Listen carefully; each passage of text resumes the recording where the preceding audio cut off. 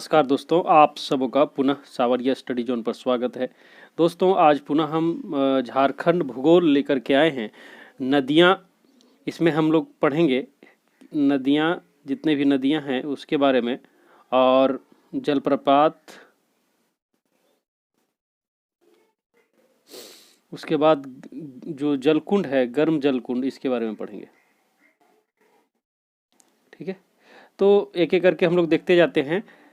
ये जो अफवाह है, जो नदियाँ, जलप्रपात, जलकुंड के बारे में, उसका हम लोग अभी स्टार्ट करते हैं। और ये फर्स्ट क्वेश्चन है आज का, और इस सेशन का भी फर्स्ट क्वेश्चन है। तो स्टार्ट करते हैं। अफवाह प्रणाली संबंधित है। अफवाह मतलब होता है बहाव, तो पानी के बहाव से है संबंधित। वर्षा के पानी या किसी और तरह के पानी के बहाव को अफवाह प्रणाली कहते हैं। ड्रेनेज पैटर्न कहा जाता है इसे। ठीक है, किसी क्षेत्र के प्रवाह प्रणाली को उस क्षेत्र में जल की मात्रा, धरती की बनावट, ढाल की मात्रा, वनस्पति का घनत्व, मिट्टी की संरचना आदि पर प्रभावित होती है। यानी जो भी प्रवाह होता है, तो प्रवाह जो तो अफवाह होता है, ये डिपेंड करता है वहाँ का बनावट कैसे। जैसे जो ढलान बहुत ज़्यादा है तो वहाँ स्पीड होगा, कहीं अगर समतल है तो धीरे धीरे चलेगा, और अगर कहीं पे उबड़ खाबड़ है तो उसी टाइप से मिट्टी का संरचना कैसा है वहाँ का। अगर मिट्टी आपका बहुत कड़ा टाइप का है, पथरीला है, तो उसी प्रकार से यहाँ बहाव क्षेत्र होता है।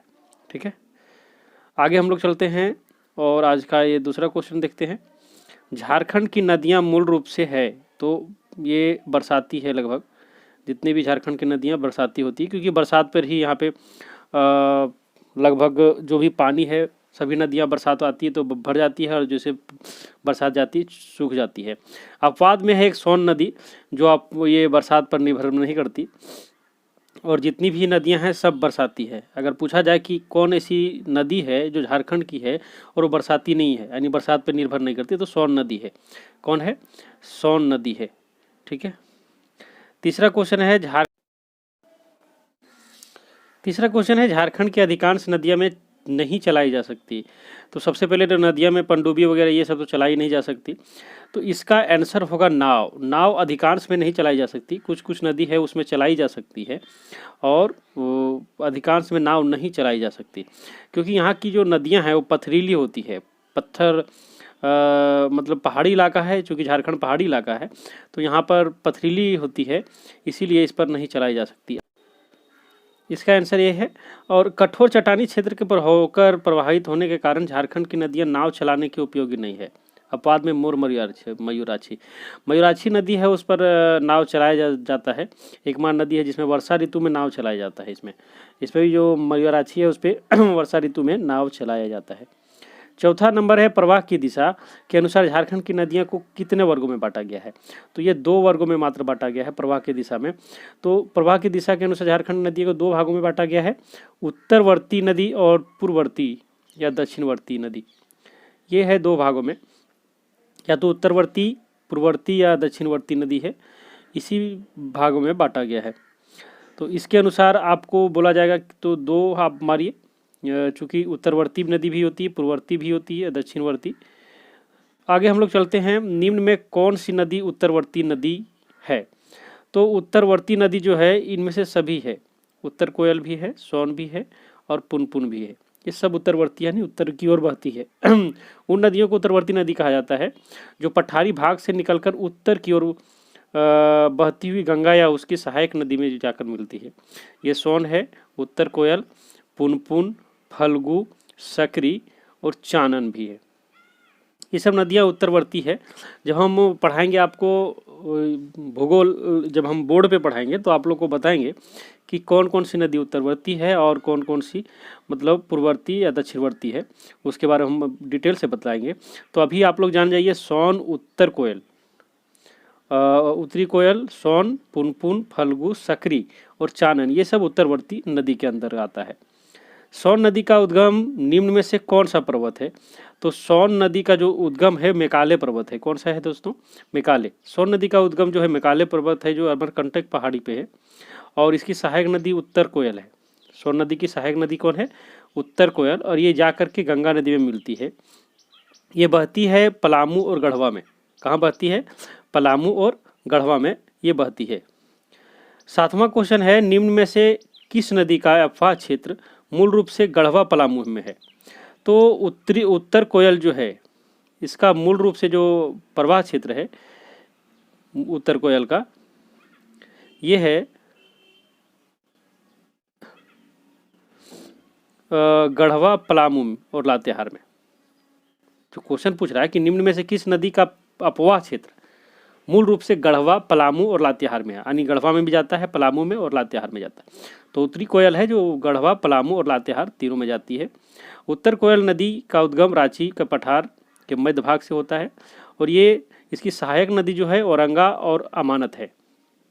ठीक है, और सोन नदी में ये जाकर के मिलती है उत्तर, इसीलिए सोन नदी का सहायक नदी भी बोला जाता है। अपवाह क्षेत्र जो है गढ़वा पलामू लातेहार, ये अपवाह क्षेत्र है, यानी इधर से होकर के बहती है। आगे चलते हैं। 8वें क्वेश्चन है, निम्न में से कौन सी नदी गंगा में मिल जाती है? तो दोस्तों गंगा में मिलती है जाकर के ये पुनपुन नदी। कौन है? पुनपुन।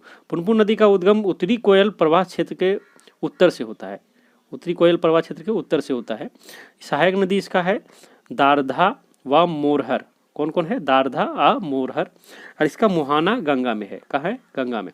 उपनाम इसे किक्कट या वामागधि कहते हैं। इसमें पूछा जाता है बहुत बार कि पुनपुन की किस नदी को किक्कट या तो वमागधि कहते हैं? क्या कहते हैं? वमागधि कहते हैं। तो वमागधि या तो किक्कट कहते हैं पुनपुन को। किसको कहते हैं दोस्तों? पुनपुन को। अगला चलते हैं, निम्न में किस नदी का उद्गम झारखंड में परंतु अपवाह क्षेत्र बिहार में है? तो ये है फल्गु नदी। फल्गु नदी एक ऐसी नदी है जिसका उद्गम तो झारखंड में होता है लेकिन अपवाह क्षेत्र कहाँ है? बिहार में। देख लीजिए इसको। फल्गु नदी का उद्गम छोटा नागपुर पठार का उत्तरी भाग से हुआ है। सहायक नदी इसका निरंजना, जिसे लीलाजन भी कहते हैं, मोहना है। मुहाना ताल क्षेत्र के निकट गंगा नदी में जाकर मिलती है। और अतः सलील इसका नाम है, उपनाम क्या है? जो फल्गु नदी का उपनाम है वो अतः सलील है। क्या है? अतः सलील। पूछा जाता है कि फल्गु का उपनाम क्या है? तो अतः सलील है।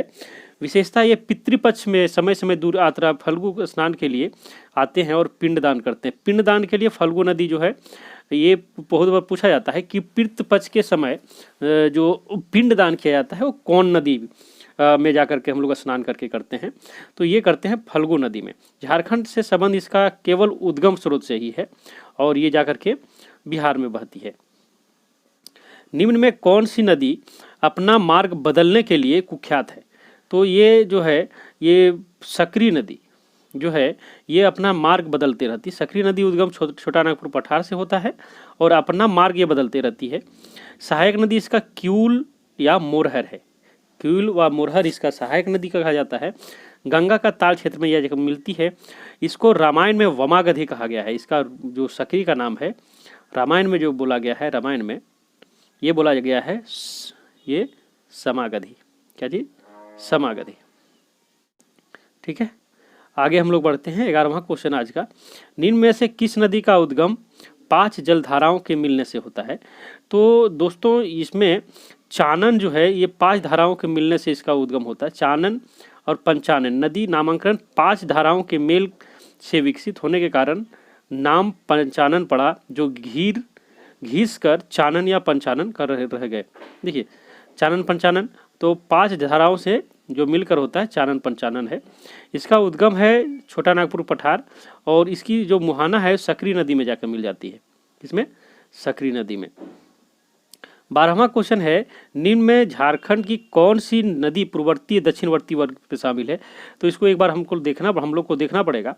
पुनः एक बार हम लोग देख लेंगे कि क्या है जब हम पढ़ाएंगे। तो अभी हम लोग देख लेते हैं इसमें कौन सा है। इसमें सभी हैं जो पूर्ववर्ती या दक्षिणवर्ती बोले जाते हैं। दामोदर, स्वर्णरेखा और बराकर। ठीक है, उन नदियों को पूर्ववर्ती या दक्षिणवर्ती नदी कहा जाता है जो पठार के दक्षिण भाग से निकलकर पूर्व या दक्षिण की ओर बहती है। जैसे दामोदर, स्वर्णरेखा, बराकर, दक्षिण कोयल, शंख, अजय, मोर या मौराछी, ब्राह्मणी, गुमानी और बसलोई, ये सभी जो है पूर्ववर्ती या दक्षिणवर्ती नदियां हैं। ठीक है, आगे हम लोग चलते हैं और 13वां क्वेश्चन है, दामोदर नदी का उद्गम लातेहार से दामोदर नदी का उद्गम लातेहार जिले में होता है। दामोदर नदी का अंत हुगली नदी कोलकाता के समीप होता है। तो इसका हम लोग को ये कथन दिया हुआ है और इसी को हम लोग को देखना है। तो दोनों सही है इसमें।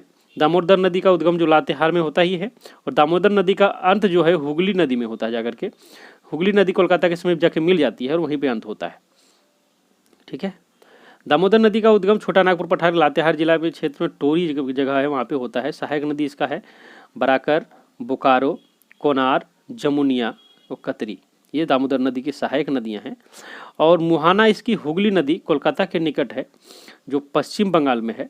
ठीक है। अफवाह क्षेत्र 12,800 किलोमीटर है।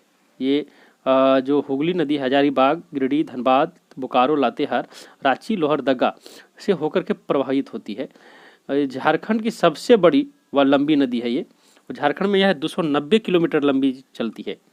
ठीक है। इसकी कुल लंबाई 554 किलोमीटर है। झारखंड की सबसे अधिक प्रदूषित नदी भी ये है। आगे हम लोग चलते हैं। 14वां क्वेश्चन है, झारखंड राज्य की सबसे लंबी नदी कौन सी है? तो ये दामोदर है, जो क्या है झारखंड में 290 किलोमीटर चलती है। पूरा इसका 524 किलोमीटर इसकी लंबाई है। निम्न कथनों को गौर करें। फिर वही दिया हुआ है कि दामोदर नदी को बंगाल का शोक कहा जाता है, बात सही है। दामोदर नदी झारखंड राज्य की सबसे प्रदूषित नदी, ये भी बात सही है। तो इसमें से सी होगा, ये दोनों सही है।